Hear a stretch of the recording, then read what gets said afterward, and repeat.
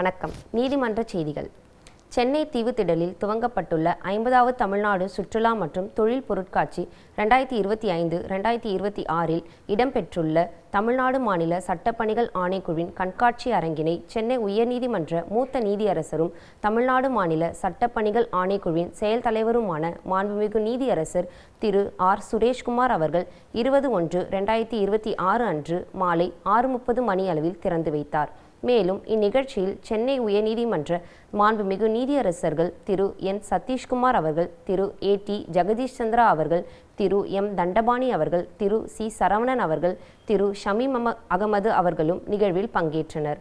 இக்கண்காட்சி அரங்கில் பொதுமக்களுக்கு சட்ட விழிப்புணர்வு ஏற்படுத்தும் வகையில் சட்டப்பணிகள் ஆணைக்குழுவின் செயல்பாடுகள் மற்றும் தேசிய சட்டப்பணிகள் ஆணைக்குழுவின் திட்டங்கள் அடங்கிய கண்காட்சி அரங்கமாக அமைக்கப்பட்டுள்ளது.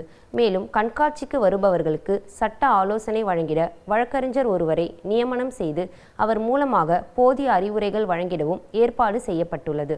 இந்நிகழ்வில் தமிழ்நாடு மாநில சட்டப்பணிகள் ஆணைக்குழுவின் உறுப்பினர் செயலாளரும் மாவட்ட நீதிபதியுமான திரு எஸ். பாலகிருஷ்ணன் அவர்கள், சென்னை மாநகர உரிமையியல் நீதிமன்ற முதன்மை நீதிபதி திரு எஸ். கார்த்திகேயன் அவர்கள், தலைமை பெருநகர குற்றவியல் நீதித்துறை நடுவர் திருமதி கிரிஜா ராணி அவர்கள், தமிழ்நாடு சுற்றுலாத்துறையின் நிர்வாக இயக்குனர் திருமதி ஜே.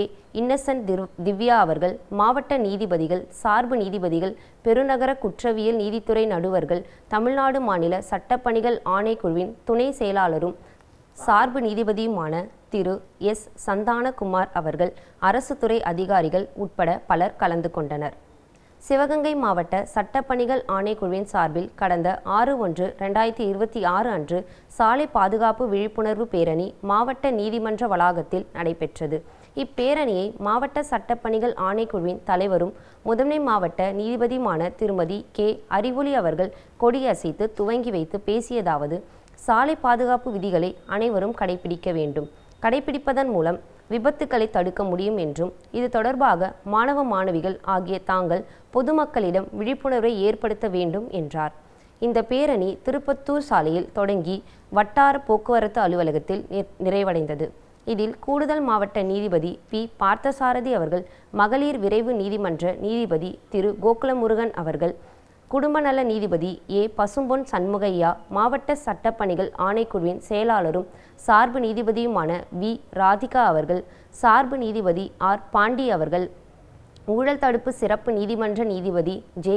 அனிதா கிறிஸ்டி அவர்கள், குற்றவியல் நீதித்துறை நடுவர்கள், மாவட்ட உரிமையியல் நீதிமன்ற நீதிபதிகள், வட்டார போக்குவரத்து அலுவலர், அரசு போக்குவரத்து துறை பொது மேலாளர், மாவட்ட கல்வி அலுவலர், போக்குவரத்து காவல் ஆய்வாளர், வழக்கறிஞர் சங்க தலைவர்கள், நிர்வாகிகள், வழக்கறிஞர்கள், மன்னார் மேல்நிலைப்பள்ளி, KR மேல்நிலைப்பள்ளி, புனித ஜஸ்டின் பெண்கள் மேல்நிலைப்பள்ளி ஆசிரியர்கள், மாணவ மாணவிகள் கலந்து கொண்டார்கள். கடலூர் மாவட்டம் விருதாச்சலம் சட்டப்பணிகள் குழு சார்பில் அரசு ஆண்கள் மேல்நிலைப்பள்ளியில் போதைப்பொருள் ஒழிப்பு விழிப்புணர்வு மற்றும் நல்வாழ்வு வழி செலுத்துதல் குறித்த விழிப்புணர்வு முகாம் நடைபெற்றது.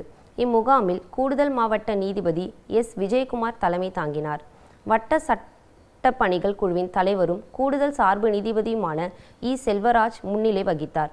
முதன்மை மாவட்ட உரிமையியல் நீதிபதி ஏ. அன்னலட்சுமி, முதலாவது கூடுதல் மாவட்ட உரிமையியல் நீதிபதி என். சௌபர்ணிகா, இரண்டாவது கூடுதல் மாவட்ட உரிமையியல் நீதிபதி ஜே. ஆர்த்தி, குற்றவியல் நீதித்துறை நடுவர் எஸ். அரவிந்தன், எஸ். அன்பழகன், பள்ளி தலைமை ஆசிரியர், ஆசிரியர்கள், பள்ளி மாணவர்கள் உட்பட பலர் கலந்து கொண்டனர்.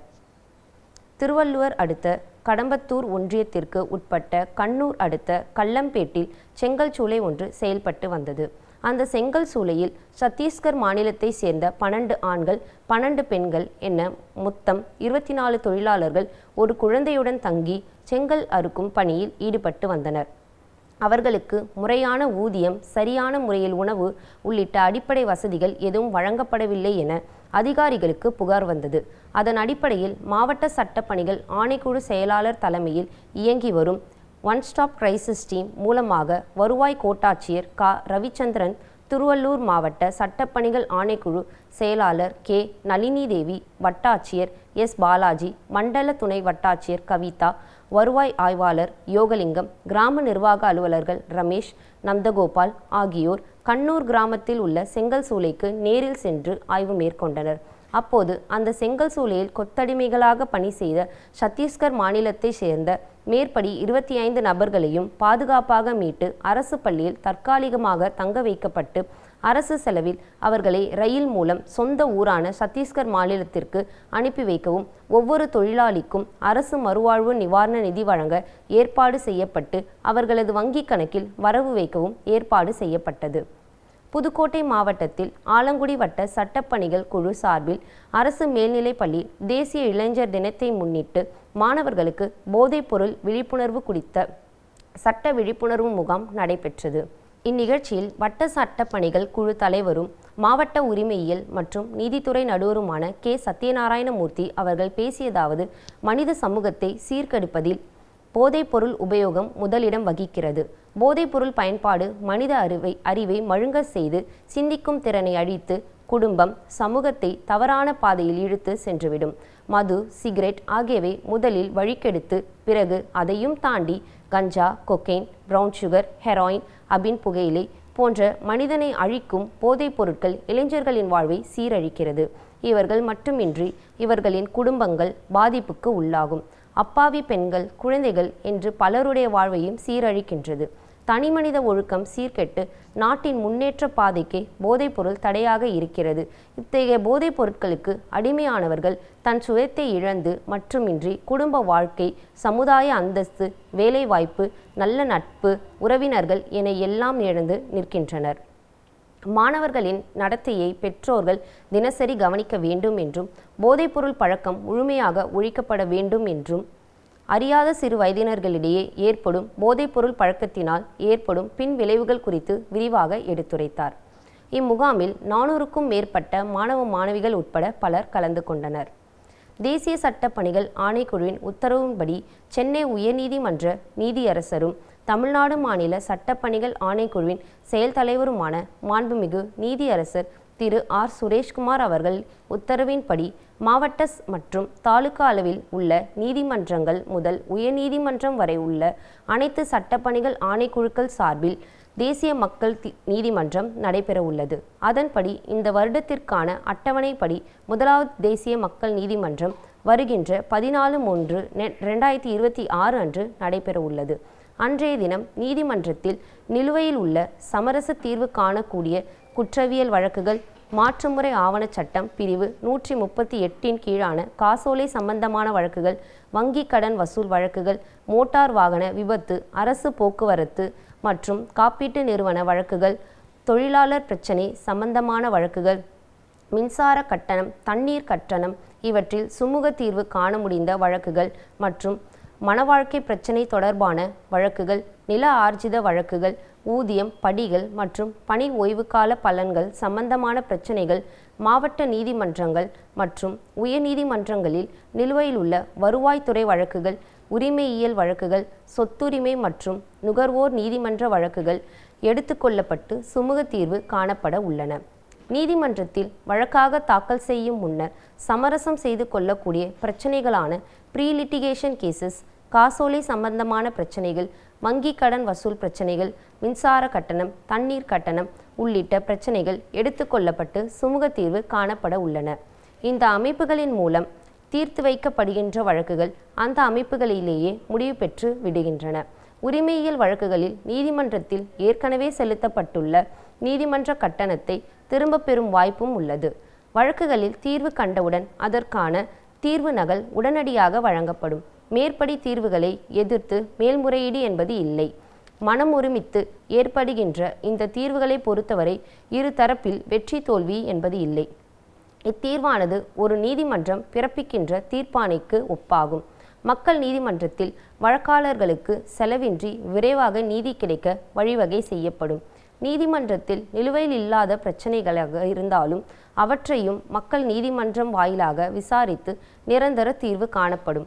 எனவே பொதுமக்களும் வழக்காடிகளும் வருகின்ற 14/3/2026 அன்று தமிழ்நாடு முழுவதும் நடைபெற உள்ள தேசிய மக்கள் நீதிமன்றத்தில் கலந்து கொண்டு பயன்பெறுமாறு தமிழ்நாடு மாநில சட்டப்பணிகள் ஆணைக்குழு சார்பாக கேட்டுக்கொள்ளப்படுகிறது. நன்றி, வணக்கம்.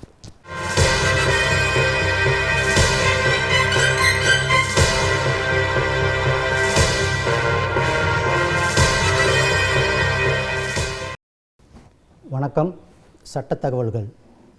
குழந்தை திருமண தடை சட்டம். குழந்தை திருமண தடை சட்டம் என்றால் என்ன?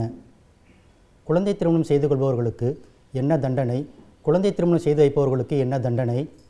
திருமணம் செய்யும் ஆண் மற்றும் பெண்ணிற்கு திருமண வயது எவ்வளவு நிர்ணயிக்கப்பட்டுள்ளது போன்ற தகவல்களை பார்ப்போம்.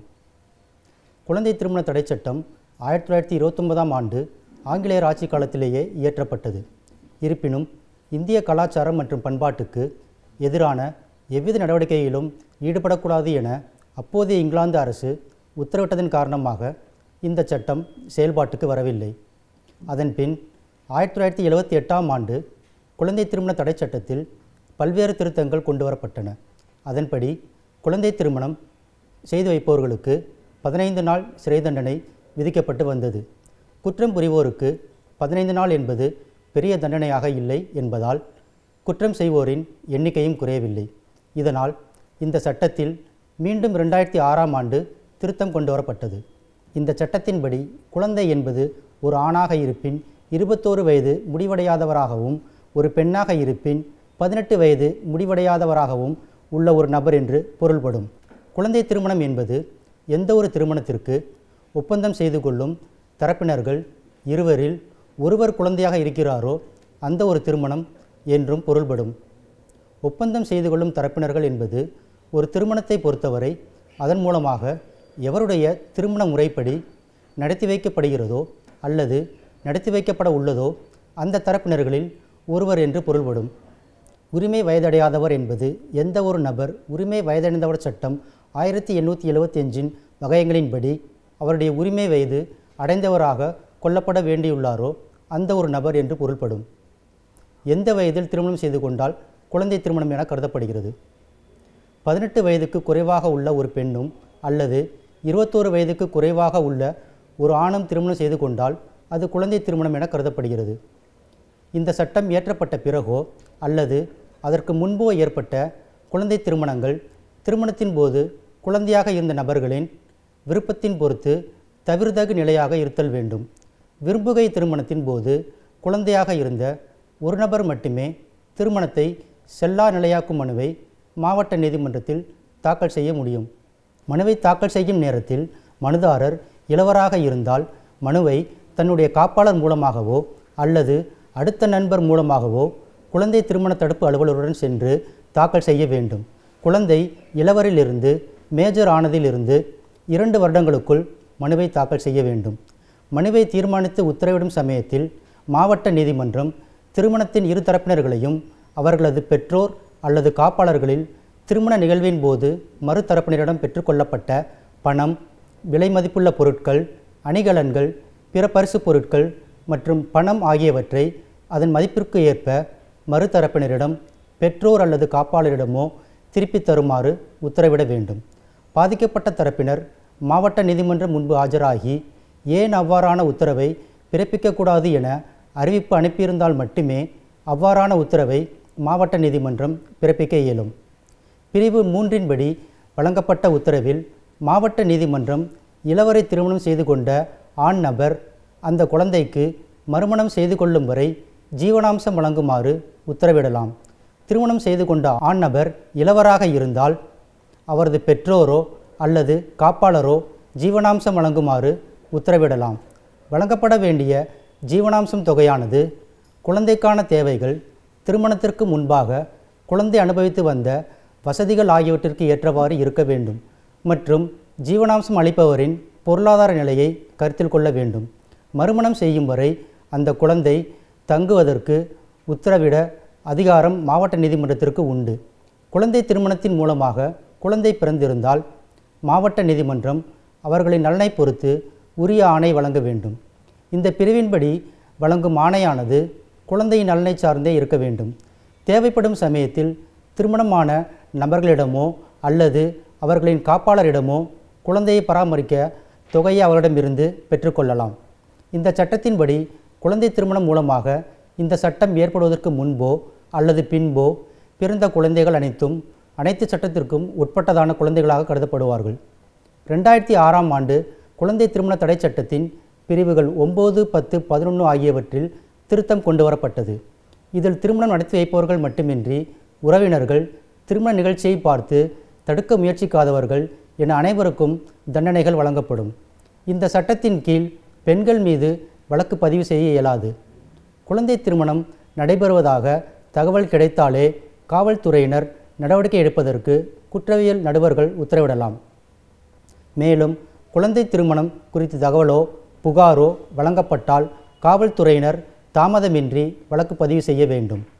அதேபோல் ஆட்சியர், வட்டாட்சியர்களுக்கும் காவல்துறையினர் உதவியுடன் குழந்தை திருமணத்தை தடுத்து நிறுத்த அதிகாரம் உள்ளது. திருமணத்தை தடுத்து நிறுத்திய பின் அந்த பெண் குழந்தையை எங்கே தங்க வைத்து பராமரிப்பது என்பதை குற்றவியல் நடுவர்தான் முடிவு செய்ய வேண்டும். குழந்தை திருமண தடுப்புச் சட்டம் 2006 படி என்ன தண்டனைகள் வழங்கப்படுகிறது என்று தெரிந்து கொள்வோம். இந்த சட்டம் இந்தியா முழுவதும் நடைபெறும் குழந்தை திருமணத்திற்கு பொருந்தும். இந்த சட்டத்தின்படி 21 வயது நிறைந்த ஆண் 18 வயது குறைவான ஒரு பெண்ணை திருமணம் செய்து கொண்டால் சட்டப்படி அந்த ஆண் தண்டிக்கப்படுவார். அவர்களுக்கு என்ன மாதிரியான தண்டனைகள் வழங்கப்படும் என்றால் 2 ஆண்டுகள் கடுங்காவல் தண்டனை மற்றும் 1 லட்சம் வரை அபராதம் விதிக்கப்படும். மேலும் இந்த குழந்தை திருமணத்தை செய்து வைக்கும் நபர்களுக்கும் இந்த தண்டனை வழங்கப்படுகிறது. நம் கண்ணுக்கு முன் ஒரு பெண்ணுக்கு குழந்தை திருமணம் நடக்கிறது என்றாலோ அல்லது குழந்தை திருமணம் நடத்தி வைக்க ஏதேனும் ஏற்பாடுகள் நடக்கிறது என்றால் உடனடியாக அதனை யார் வேண்டுமானாலும் காவல்துறையிடம் புகார் தெரிவிக்கலாம் அல்லது 1098 ஹெல்ப்லைன் எண்ணினை பயன்படுத்தி தொலைபேசி மூலமாகவும் தங்களது புகாரை தெரிவிக்கலாம்.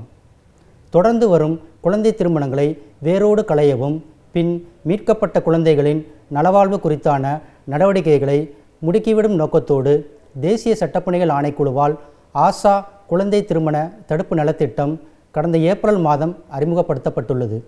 மேற்படி நலத்திட்டத்தின்படி மாவட்ட வாரியாக சட்டப்பணிகள் ஆணைக்குழு தலைவர், செயலர், சட்ட உதவி வழக்கறிஞர், சட்ட தன்னார்வலர்கள் உட்பட குழுவானது அரசு துறைகளான கல்வித்துறை, சமூக நலத்துறை, காவல்துறை போன்றவர்களுடன் இணைந்து ஆசா குழு நியமிக்கப்படும். மேற்படி குழு விழிப்புணர்வை பள்ளி, கல்லூரி அளவில் ஏற்படுத்துவதோடு குழந்தை திருமணம் நடந்துவிடாமல் முழு முயற்சி மேற்கொள்ளவும் மீட்கப்படும் பாதிக்கப்பட்ட குழந்தைகளுக்கு தொடர் மறுவாழ்வு பெற தேவையான மனோவியல் ரீதியான, சட்ட ரீதியான மற்றும் இதர அரசு உதவிகளை பெற்றிட உதவிடவும் குடும்ப மற்றும் சமுதாய அளவில் குழந்தை திருமணத்தின் தீய பின்விளைவுகளை பற்றி விழிப்புணர்வை ஏற்படுத்தும் வகையில் செயல்படும்.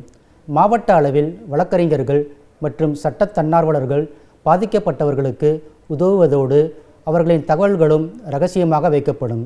உதவி வேண்டுவோர் யாராயினும் அருகில் உள்ள சட்டப்பணி ஆணைக்குழுவை அணுகிடலாம் அல்லது 151000 என்ற இலவச தொலைபேசி எண் மூலம் அழைக்கலாம். குழந்தை தொழிலாளர் ஒழிப்பு முறை மற்றும் சீர்திருத்த சட்டம் 2016. இச்சட்டம் இந்தியா முழுவதும் பொருந்தும். இச்சட்டம் 1986 இயற்றப்பட்டு 2016 திருத்தம் செய்யப்பட்டது. இச்சட்டத்தின்படி 14 வயதிற்கு உட்பட்ட குழந்தைகளை எவ்வித தொழில்களிலும் ஈடுபடுத்தக்கூடாது என்றும் வளர் இளம் பருவத்தில் இருந்து 14 முதல் 18 வயதுள்ள குழந்தைகள் ஆபத்தான வேலைகளில் ஈடுபடுவதை தடை செய்வதற்கு ஏற்படுத்தப்பட்ட சட்டமாகும். இச்சட்டத்தின்படி குழந்தை என்றால் 14 வயது அல்லது கட்டாய கல்வி சட்டம் 2009 படி வரையறுக்கப்பட்ட வயதை உடையவராக இருத்தல் வேண்டும். எப்படி பார்த்தாலும் அவர்கள் 15 வயதிற்கு குறைவானவர்களாக இருக்கக்கூடாது. வளர் இளம் பருவத்தினர் என்றால் 14 வயது முடிந்து 18 வயது முடியாதவர்களாக இருக்க வேண்டும். மேற்படி சட்டத்தின்படி குழந்தை தொழிலாளர் தடுப்பு மற்றும் ஒழுங்குமுறை சட்டம் கீழ்கண்டவர்களுக்கு பொருந்தாது. குடும்பத்தினருடன் சேர்ந்து உழைக்கும் குழந்தை தொழிலாளர்கள், தொலைக்காட்சி தொடர்கள், பிற வகை பொழுதுபோக்குகள், விளையாட்டு தொடர்பான செயல்பாடுகள், ஒளி பொழுதுபோக்கு தொழில்களில் ஈடுபடும் குழந்தைகளுக்கு இத்தகைய நிபந்தனைகள் பாதுகாப்பு ஏற்பாடுகளில் இருந்து விலக்களிக்கப்படுகிறது. ஆனால் மேற்படி குழந்தைகளும் கல்வி நேரத்தில் வேலை செய்யக்கூடாது என்றும், ஆபத்தான வேலைகள் செய்யக்கூடாது எனவும், சர்க்கஸில் பணிபுரியக்கூடாது எனவும் குறிப்பிடப்பட்டுள்ளது.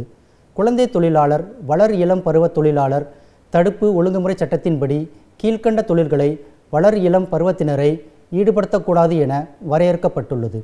14 வயதிற்கு உட்பட்ட குழந்தைகளை 18 வகையான தொழில்கள், 65 வகையான உற்பத்தி முறைகள் ஆகியவற்றில் ஈடுபடுவதை முழுமையாக தடை செய்துள்ளது. 1948ஆம் ஆண்டின் தொழிற்சாலை சட்டங்களில் குறிப்பிடப்பட்டுள்ள சுரங்கம், வெடிபொருள், பீடி சுற்றுதல், போன்ற ஆபத்தான பிற தொழில்களில் ஈடுபடுவதை இச்சட்டம் முற்றிலுமாக தடை செய்யப்பட்டுள்ளது. பகுதி 1 குழந்தை தொழிலாளர்களை ஈடுபடுத்தக்கூடாது. ஆபத்தான பணிகளில் உற்பத்தி வழிமுறைகளையும் பட்டியலிடப்பட்டுள்ளன. பூமிக்கு அடியில் நடக்கும் வேலைகள், நீருக்கு அடியில் செய்யப்படும் வேலைகள், இரும்பு சம்பந்தம் இல்லாத உலோக தொழில்கள், வேதி தொழிற்சாலைகள், ஆற்றலை உற்பத்தி செய்யும் தொழிலகங்கள், சிமெண்ட், ரப்பர், பெட்ரோலியம், உரத் தொழிற்சாலைகள், மருந்து உற்பத்தி நிலையங்கள், காகிதக்கூழ், பெட்ரோகெமிக்கல், மின்முலாம் பூசுதல், தோல் பதப்படுத்துதல், கண்ணாடி மற்றும் பீங்கான் தொழில் ஆகியவை இப்பட்டியலில் அடங்கியுள்ளன. குழந்தையின் வேலை மற்றும் வரைகட்டுகளை முறைப்படுத்துதல். மேற்படி சட்டத்தின்படி ஒவ்வொரு நாளும் வேலைக்கான கால அளவானது 3 மணிகளுக்கு மேற்படாதவாறு குறிக்கப்படுதல் வேண்டும். எந்த குழந்தையும் குறைந்தது 1 மணியாவது ஓய்வுக்கான இடைவேளையை பெறும் முன்பு 3 மணிகளுக்கு மேல் வேலை செய்தல் ஆகாது. ஒரு குழந்தையின் வேலைக்கால அளவானது ஓய்விற்கான இடைவேளையும் சேர்த்து 6 மணிக்கு மேலாக நீடித்து இருத்தல் ஆகாது. குழந்தை எதுவும் இரவு 7 மணிக்கும் காலை 8 மணிக்கும் இடையே வேலை செய்ய அனுமதிக்கக்கூடாது. வாரத்தில் ஒரு நாள் முழு விடுமுறை அளிக்க வேண்டும். குழந்தையை வேலைக்கு வைக்கும் உரிமையாளர் அக்குழந்தை பற்றிய அனைத்து விவரங்களையும் பதிவேட்டில் பதிவு செய்ய வேண்டும். எந்த ஆய்வாளரின் உள்ளாட்சி வரம்புக்குள் நிறுவனம் அமைந்துள்ளதோ அந்த ஆய்வாளருக்கு குழந்தை பற்றிய விவரங்களை அனுப்பி வைக்க வேண்டும். தண்டனைகள். குழந்தை தொழிலாளர் வளரிளம் பருவ தொழிலாளர் தடுப்பு ஒழுங்குமுறை சட்டம் 1986 கடுமையான தண்டனைகளை வழங்குகிறது. பிரிவு 3 அல்லது 3A கீழ் இழைக்கப்படும் குற்றங்களுக்கு பணி வழங்குவோர் மீது நடவடிக்கை எடுக்கப்பட்டு 6 மாதத்திற்கு குறையாமலும் 2 ஆண்டுகள் வரையிலும் சிறை தண்டனை வழங்க வழி செய்கிறது. அல்லது 25,000க்கும் குறையாமலும் 50,000 வரை அபராதமோ அல்லது அபராதம் சிறை தண்டனை இரண்டுமே தரப்படலாம். மீண்டும் மீண்டும் குற்றமிழைக்கும் பணி வழங்குவோர் 1 ஆண்டுக்கு குறையாமல் 3 ஆண்டுகள் வரை சிறை தண்டனை பெற வேண்டியிருக்கும். பெற்றோரோ பாதுகாவலரோ தங்கள் குழந்தைகளை பிரிவு 3 அல்லது 3A ஆகியவற்றிற்கு முரணாக பணிபுரிய அனுமதித்தால் முதல் குற்றத்திற்கு தண்டனை கிடையாது. ஆனால் மறுபடியும் அதே குற்றம் இழைக்கப்பட்டால் அவர்களுக்கு ரூ. 10,000 வரை அபராதம் விதிக்கப்படும் என்று மேற்படி சட்டம் தெரிவிக்கிறது. நேயர்களே, சட்ட உதவி சம்பந்தமான உதவிகள் பெற அணுக வேண்டிய முகவரி: உறுப்பினர், செயலாளர், தமிழ்நாடு மாநில சட்டப்பணிகள் ஆணைக்குழு, வடக்கு கோட்டை சாலை, மெட்ராஸ் உயர்நீதிமன்றம், சென்னை 6,104 மற்றும் அந்த மாவட்ட நீதிமன்ற வளாகத்தில் இயங்கும் மாவட்ட சட்டப்பணிகள் ஆணைக்குழு. இந்நிகழ்ச்சியை யூடியூபில் பார்க்க டிடி தமிழ் நீதிமன்ற செய்திகள் என்ற பக்கத்தில் பார்க்கலாம். மேலும் சட்ட உதவிக்கு தேசிய சட்டப்பணிகள் ஆணைக்குழு உதவி எண் 151000 என்ற எண்ணை தொடர்பு கொள்ளவும். நன்றி, வணக்கம்.